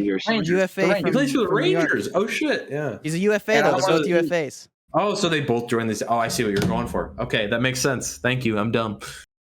I don't want no more Stromes on the Rangers. That annoys me. Oh no, they don't have to go there. Go to the Islanders. No, they're both gonna team up and go somewhere. Yeah. Yeah. Good. How don't you? That's such a good season for that. Okay. Yeah. I don't really want Ryan Strome. I don't understand them. I don't know what he's young too. Like that. Listen, we could talk about this another time also, but they're breaking it down, but they're breaking it down from the wrong goddamn end. They're not breaking it down to the studs. They're ripping the studs out of the house so it can collapse. Roof. Yeah. Like, why are you breaking it down by getting rid of your young guys that will be good when you want to be good? Maybe it was 3 guys on that roster who need to go, and you get rid of those 3 and you build around DeBrincat and Kubalik and Strome and Doc.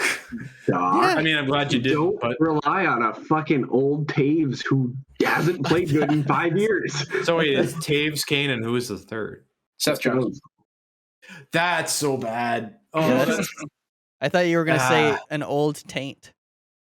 But yeah, I wonder if it's they couldn't convince Kane or Taves to let them trade them because they have no trades until they literally are like, all right, look at this shit. Look at what we did. That's fair. Here it is. They had to get rid of the young guys to get rid of the old guys. Oh, that's unfortunate, man.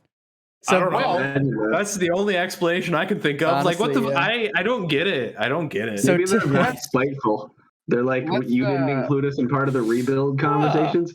You rip your team apart, and then we'll come to you and say, trade us. Taves and Kane really like, you have to destroy this franchise, and then we'll leave. Yeah, you'll have to just kill this franchise before we leave here. And Kyle Davis is like, bet. All right. So let's go. Let's go to a team that did an extension the right way. The Nashville Predators and Philip Forsberg reached an agreement. That's a good ass deal right there. An 8-year, $8.5 million a year contract, I believe. Funny. Right. That's incredible because when you think about it. So wait, no, sorry, Eric, finish. Oh no, go. That is, I believe, the same exact deal that Stamkos signed in 2016. I think it is. Yep. So that's a real good deal. It's a team-friendly deal. He's a fucking insane goal scorer. The only downside to that deal, and this is a big one, is that it wasn't with the New York Islanders, but maybe other fan bases will be. No, but Forsberg, I figured honestly, guys, like I figured he wanted to stay in Nashville. I don't know if you guys follow him on social media. I know this is a small thing. He seems like he loves living in Nashville and is just having a blast with the fan. It's a good place to play too. Oh, it's Dude, anybody I know who's been in Nashville say it's fucking awesome. Say it's awesome. It seems like a really fun time. Yeah. So also, I could yes. His mustache is. I mean, Incredible. where does he belong? Where does he belong? Glorious. If you went to the Islanders, you have to shave. Yeah, that's fine. You know what? I'm good with that. Yeah, that would have been a true crime against humanity. Yeah, him having to shave that mustache off. You need to they would have to. Isles fans would have to protest to lose office. Be like, don't make him shave. Keep the stash. No, the four of us would kill Lou and then pretend to be Lou Lamoriello. All right. Hey, this is some felonies I don't want to be a part of. Oh my god, no. Listen, imagine though if he can play as good as he did last year again for the next handful of years, and if Duchesne plays as good as he did at the end of last year, oh boy, they're going to be a force. I think losing Saros at the beginning of the playoffs really fucked them. I feel like Colorado probably still would have won, but I've watched enough series with Carey. I would watch enough series with Carey Price in goal for me to know that sometimes that is indeed enough to do it. He was having an insane year, and you never know. And so now adding McDonough to that back end. Oh, right. There's another piece. MacD. Might have to get a MacD jersey. All right, so another big back end signing. Yeah, this one's questionable. So as we hinted, obviously Pittsburgh has this thing about not being able to sign Letang and Malkin. Well, they re-signed Letang. Chris Letang right now is 30. Five. He's going to be 41 when this contract ends. Right. So he signed a 6-year, $36 million contract. So that's a 6x6. Hold on. AAV would be fine if it was at max 4 years. So he's going to be 41. When was the last time you saw a 41-year-old defenseman that making $6 million?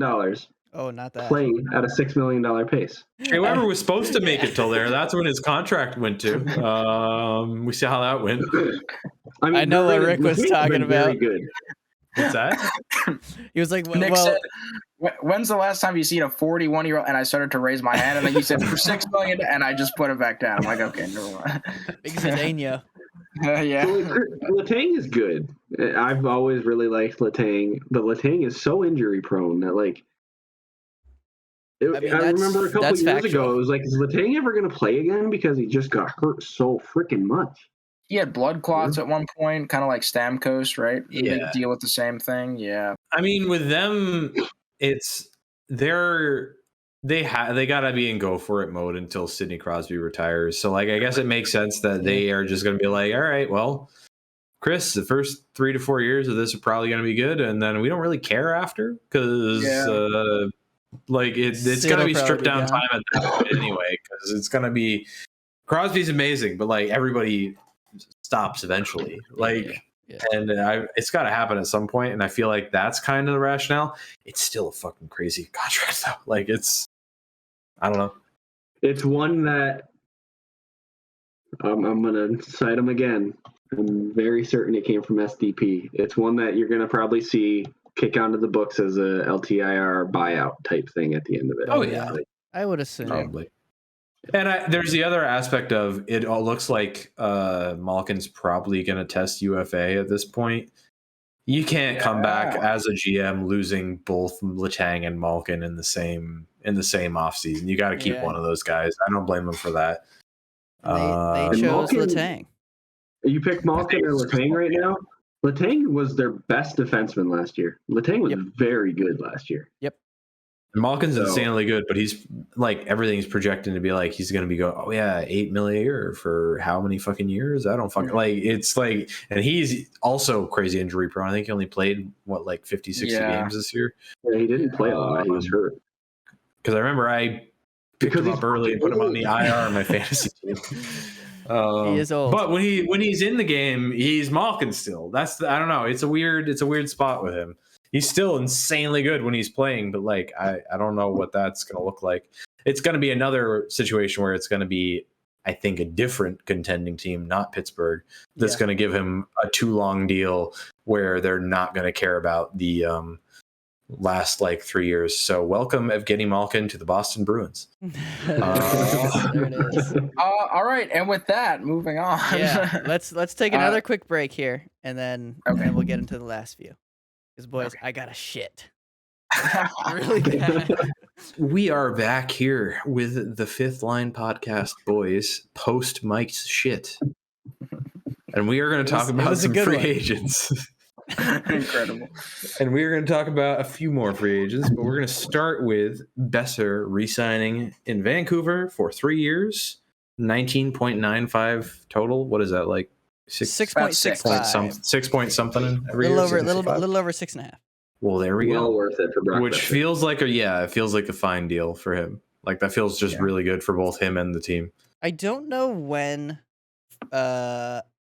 RFA status ends age-wise, but I know he's a UFA at the end of this deal, but I don't know if it walks him to UFA or if he's like goes a few years in.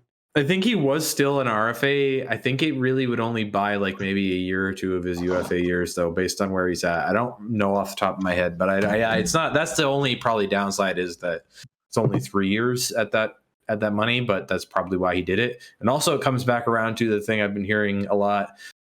Let's cue the subtitle from the SDP. Anyway, a lot of their podcasts. Anyway, I think the Agent Provocateur podcast was talking about it, and a little bit from the CJ podcast was 2025 is where they expect a really big cap boom in terms of the cap going up. So a lot of players are probably going to start angling for their contract ending that year or the year after, so they can then still be young and get a much bigger deal because teams are going to have more money to spend. So this would put him as a free agent in 2025. So there it is. There we go. That makes sense. There we go. We'll probably see a lot of deals like that. Yeah. And the next one, another very, very good younger forward, Adrian Kempe, re-signed with LA. 4 years, 5.5 mil. So that 4 years would put him in 2026, a year after, like Ben said. 1 year And after. at that point, he's going to be making a lot more than $5.5 million. As the one who knows Adrian Kempe the best, Eric, what are your thoughts on this lovely man? Dude, okay, Adrian Kempe, first off, he's 25. So that's super awesome. They're signing him right in that sweet spot. And he is coming off of, guys, a 35-goal season. 35 goals, 19 assists for 54 points in 78 games. That is solid. Pretty good. And pretty much each season, his offensive production has been kind of consistent until this season where it just skyrocketed. And this is obviously over. I think he started playing for the Kings in 2016-17. So since then, the Kings have slowly been adding pieces. And we've seen as the pieces get better around him, he gets to flourish. So everything is falling into place. Adrian Kempe is going to be awesome. I think that was a great sign. Yeah. Guy is a shot. Guy has a wicked shot. So, I like that kid.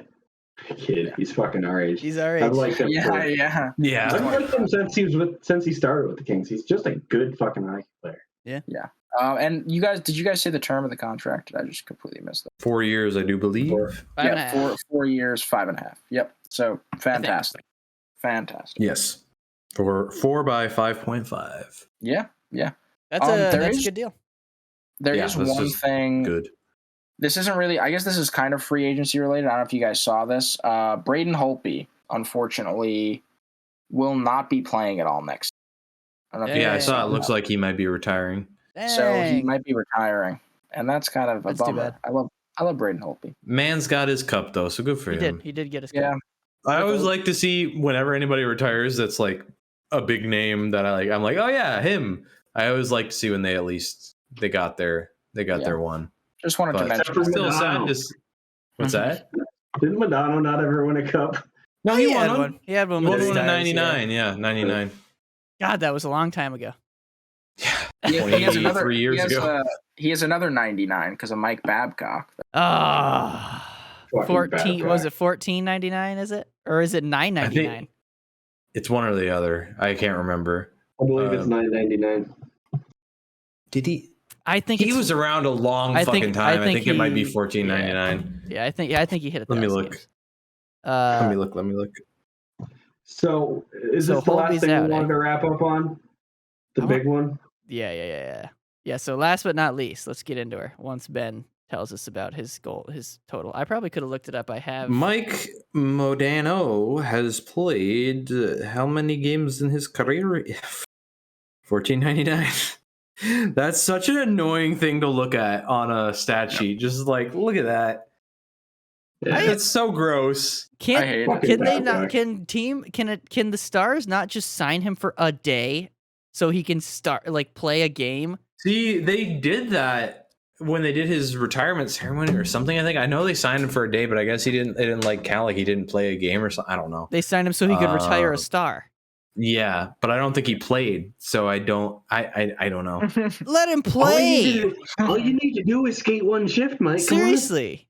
You can do it. Yeah, You're 50. we know that. You can We still know do that from it. the Phil Kessel situation last year with the Iron Man streak. Yeah. You Yeah. literally just have to go out and play a shift. So God damn it, man.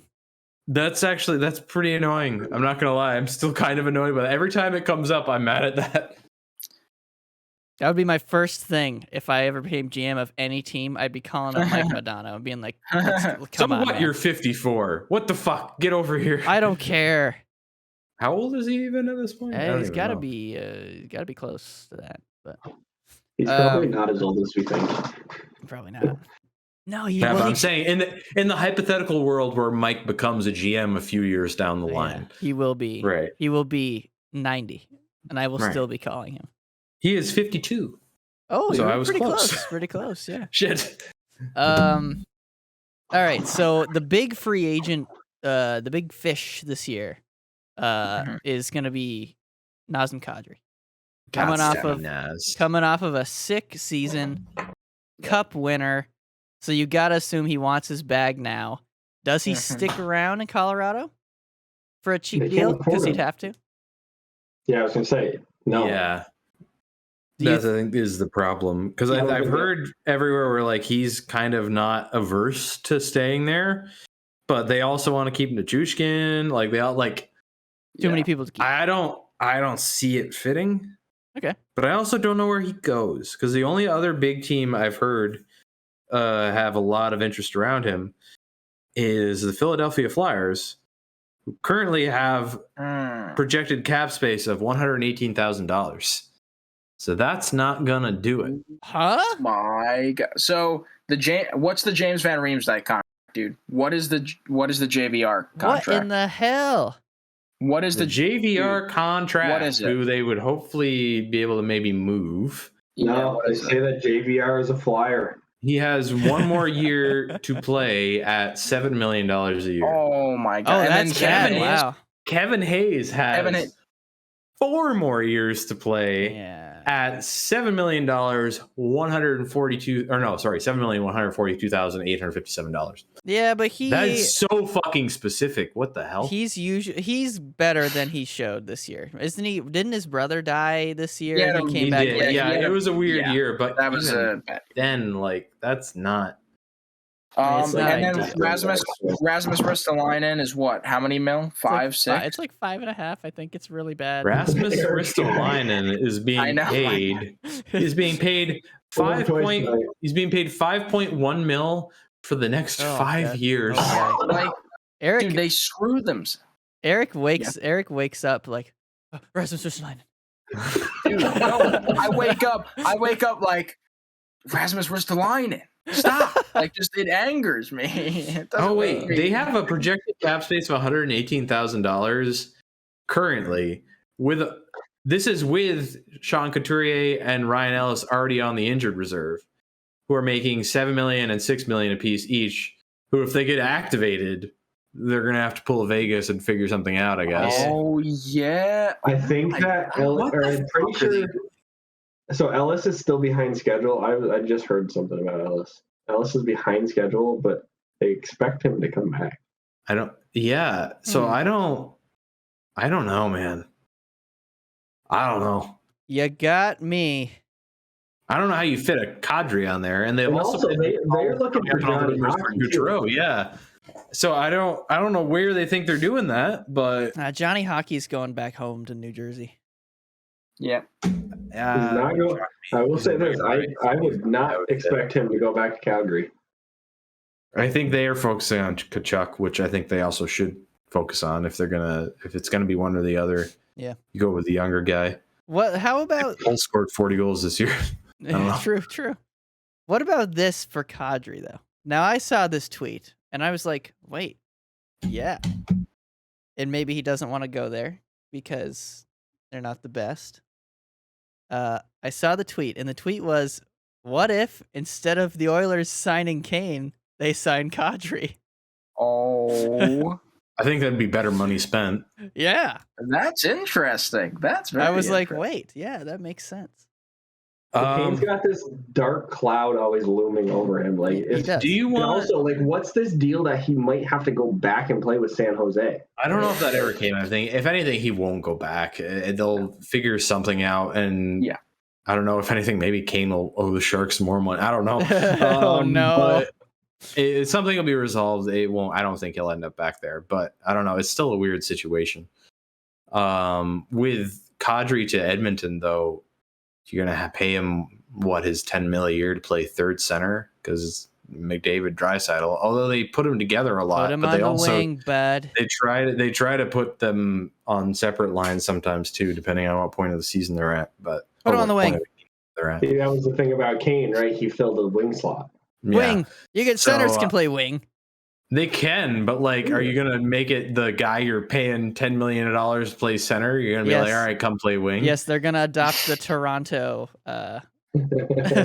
format where you have All right. two expensive ass centers and an expensive ass wing. Yeah. Who knows? And no goalie. I don't know.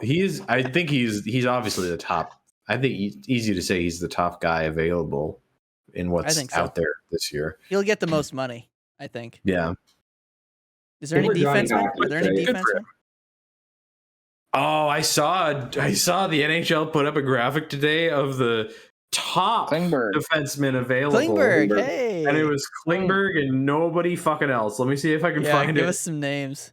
I mean, they had a list. There was people, but like, I'm like, oh, that's the top. All right, let me see. all right. It should be I on. think the I heard something about Klingberg in Carolina.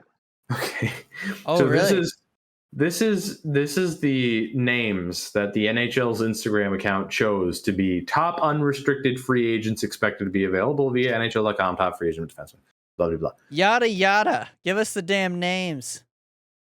Off the rip, we got the Z-Man, Chara. Yeah. Under him, we have good old Benny Sherratt. Yeah. Under him, we have Ian Cole, who's actually kind of an okay like third pairing option. He's fine. Oh, okay. Under him, we have good old Alexander Edler himself. Oh, wow. This is then rough. we get to John Klingberg, which okay, yeah, but I mean, he's good, whatever contract he gets is going to be too long because he's fine now, but he's asking for like an 80 year. Somebody's going to give it to him by year 4 or 5. It's going to be bad. Yeah. Under him, Nick Leddy, who's probably going to be a fine option signed for decently cheap kind of guy. Like it's Nick As Leddy. he should be because he's in the tail end of his career. He's going to be like a 5'6" guy. Right. He's going to be fine. Josh Manson, who's kind of interesting. He had a really good playoffs with Colorado. Yeah, that is interesting. That's intriguing. Yeah, okay. Yeah, that's something. Justin Schultz with the Washington Capitals, who... Oh, boy. Who's he? He's an NHL guy. I mean, like, at least he's an NHL dude. He still exists. PK Subban with the New Jersey Devils. He's actually interesting.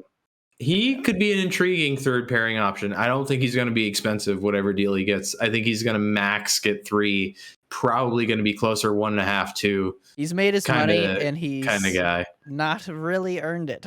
So it's hard to say because like he had such bad issues with his back injuries. Like that was such a big part of what derailed him. Like he was fucking good, especially in that run with Nashville to the Cup final. Benny, like he was good. Stop good. deadlifting. You don't need to deadlift. Benny, he's coming home. He's coming home. Imagine that. Hey, I mean, if they do like a 1 to 2 year type deal for not that expensive, that would be a really fun homecoming. I wouldn't What hate if? that. Now, hear me out. What if he wants to play with his buddy Stammer? No. on a cheap deal. He is friends You with got a Sammer. hold of Phil. On a nice cheap deal. Come on down, play He's some gonna golf. fill in the third line spot where Sergeyev's moving up because he was third pair, right? I don't know if they really had a numbered pairing, or they just kind of like we but use these guys. he in was these situations. we'll say He was less used, right? Like compared to the others. He was used in different situations, Different ways. Okay, yeah, you're kind of weird because your team's just fucking insane. Yeah. But, and then the last one that the NHL gave us was Keith Yandel. Yeah. So that's the defensive class this year, everybody. The forwards are kind of interesting. All right. The free agent defensemen are not it. And the goalies are kind of rough as well. Yeah, Not a lot. It's not a great free agency. It's not a great free agency. I'm not gonna lie. That being said, it will still be interesting. It will be. I'm intrigued to All see what happens. Intrigued. Let's just say this. Kadri will make his bag. He will get it Oh yeah. from somebody. He's gonna get it from somebody. Yeah. Oh yeah. I don't care who it is. He's going to make some money this year Oh yeah. Yeah. because Alright. he's a bastard. Just like All right, us. guys. He's a bastard. Just kidding. Considering we've been going for 2 hours, He's a dirty I think- bastard. I think this is time. All right. Well, thank you for watching this episode. If you made it all the way to the end, put Kadri to the Oilers in the comments. Yeah. But yeah, thank you for watching or listening. If you like it, hit that like button. If you really liked it, hit that subscribe button to see more. Or follow on Spotify. Or follow on Spotify or any of the Yeah. podcasting apps. And go over to our Instagram. Hit follow on that. But other than that, you boys got anything else before we call it? That's Nope. it. Next week we'll have some more free agency updates for you. Yes, indeed. All right. Yeah, because that is in 3 Wednesday. days. Yeah, it's coming up. Holy shit. All See right. some splashes. We will Here see. we go, We will boys. see you for the beginning of free agency next Sunday or next Monday. Peace out.